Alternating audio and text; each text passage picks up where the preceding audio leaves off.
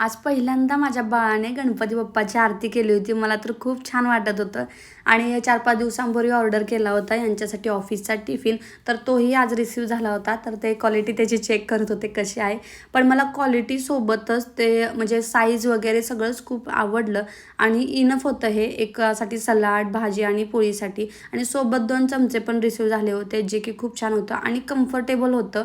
ऑफिसला नेण्यासाठी वगैरे खूप चांगलं वाटत होतं हे. आणि आज होता तो म्हणजे गौराईच्या आगमनाचा दिवस. तर गौराई नटून थटून आमच्या तयार झाल्या होत्या आगमनासाठी. गौरी गणपती येणं घरात म्हणजे एकदम उत्साहाचं वातावरण असतं. गणपतीचं आगमन होतं ते म्हणजे 11 दिवसांसाठी आणि गौराईचं आगमन होतं ते पण मोजक्या 2 दिवसांसाठी. तिसऱ्या दिवशी तर ती माहेरवाशीन सासरी निघून जाते.